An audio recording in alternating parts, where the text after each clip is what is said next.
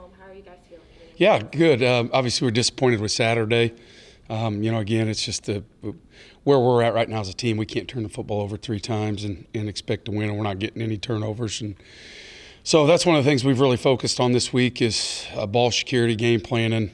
Trying to play more complementary football. We've got to be better at stopping the run as well. It's like we've talked internally. If you're going to line up and just run the football, and that's got to be reciprocated by getting stops and getting off the field. And defensively, we gave up about 50% third down conversions. So that's the things that we've tried to really focus on this week, trying to highlight the positives, things that we can get better at. I'm really pleased with our team and excited about how our team feels about the last 2 games of the season. It's like we talked about Sunday. At this time of the year, there's kind of disparity of teams having a lot to play for and teams not having anything to play for. We feel like we have a lot to play for, and that was the same last week. We still have a chance to do something that's only been done once here, as far as 6-5 and going into Division I era. So our guys are excited about that. They're excited to be home. Tarleton's a huge matchup. There's our guys understand the rivalry aspect. That used to be a huge rivalry, and it's going to continue to be. And our guys know a lot of their guys, and vice versa. We recruit against them a lot. So very excited about our guys' ability to show back up and learn and have a growth mindset and pick back up and try to get better. So you mentioned some positives coming out of Saturday's game. What are some of those positives you really want the team to bring into this week? Johnson DJ continues to play well, and I think we've really, found a niche with him in the slot, whether it's catching screens, doing the wildcat package. I think he's a very dynamic player. Obviously, Kobe Clark continues to shine, and we're really building on what Kobe's doing and excited and pleased with him. Again, I think our offensive line has continued to play well. If you look statistically on our ability to run the football and converting on third down, that has a direct correlation to do with them. Special teams, I think we're playing really good special teams, and I think we have consistently the whole year. I thought our just top to bottom, we've been really, really good on special teams, and it's given us a chance with field position. And so those are the big things. Some guys on defense.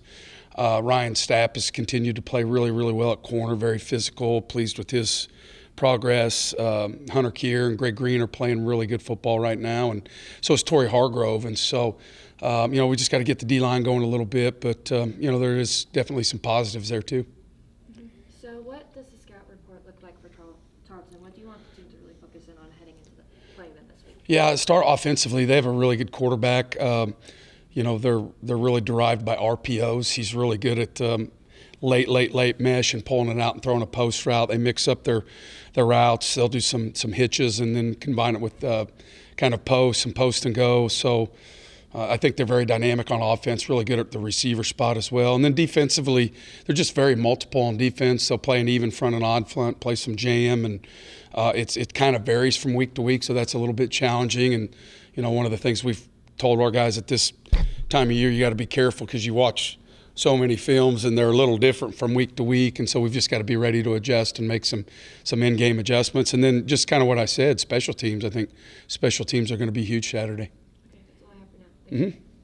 Talk a little bit about that rivalry. I mean, it goes back to 1920, and I remember even during media days, you went out of your way to mention that and trying to get the guys to understand that this is kind of a meaningful game. Yeah, absolutely. It's a very meaningful game for a lot of reasons, but obviously the proximity and the relationship and the history that we've had with them, way back when. And so, again, I think that's something that we try to do contextually that's not always easy because you got guys freshmen but since Tarleton's made the jump to Division I as well, it's going to be a renewed big rivalry hopefully, and I think our guys understand that. And I go back to there's just so many of our guys know their guys and vice versa, and I think that really helps lend to that rivalry feel. And in terms, and you are the only 2 FCS teams here in the big country. Does that have any impact on recruiting and stuff like that? Oh yeah, I think it definitely can. Absolutely. I mean, if you look at, you go east to Dallas. Obviously, we recruit heavily over there. So do they. West Texas down into San Antonio. Absolutely, I think it can. And I guess you're anticipating maybe you have a good crowd. Yeah. I went a couple when you guys were on the road, and I went out there and they had 16,000 people at their game. Yeah, we're hoping. If you could bring some of that over just now. Absolutely. We're definitely hoping they bring a big crowd, and we have one as well. It's supposed to be beautiful, 1 o'clock kickoff. So that's what our guys are anticipating. And you talk about knowing the guys, and it's going to be kind of weird maybe because Quayshawn now is playing for them. Yeah. And what's it going to be like to see him on the other side? No, it's good. I'm happy for Quayshawn. I'm happy that he's doing good things with his life and he's back in football. And I haven't had a chance to talk to him, obviously, and I hope I get to Saturday. And the other thing I want to talk about, what has been your assessment of them? They are in year 2 of making that transition, and this school would do that same thing. It's not an easy deal.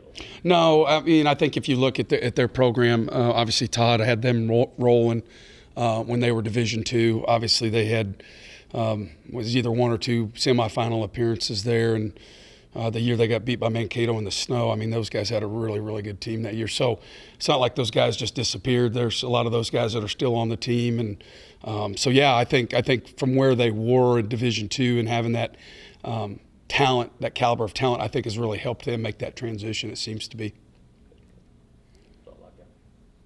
Tell me about your assessment of Mansell so far, coming back after son's injury and his play on Saturday. Had that pick 6 early, but he kind of rallied back.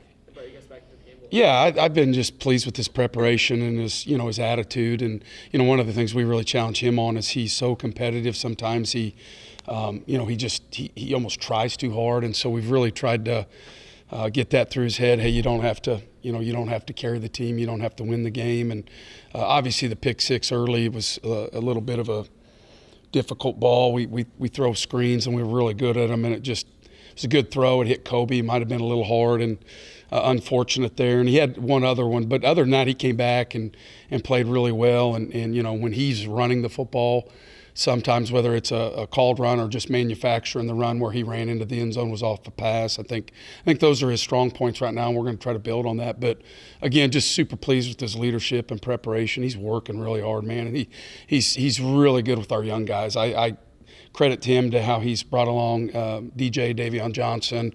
Remington Lutz is back, and hopefully Remington will have a bigger role this week coming off that injury. Obviously, those two are high school teammates, and so there's a comfort level there, and him and Kobe have really connected as well. So how is Stone doing? He's great, man. He travels with us. He's got his actually doesn't have a visor. I won't let him wear a visor. I told him a hat or no hat, but he's got his clipboard. He's doing analytics for us, helping Peyton during the game. But he's great.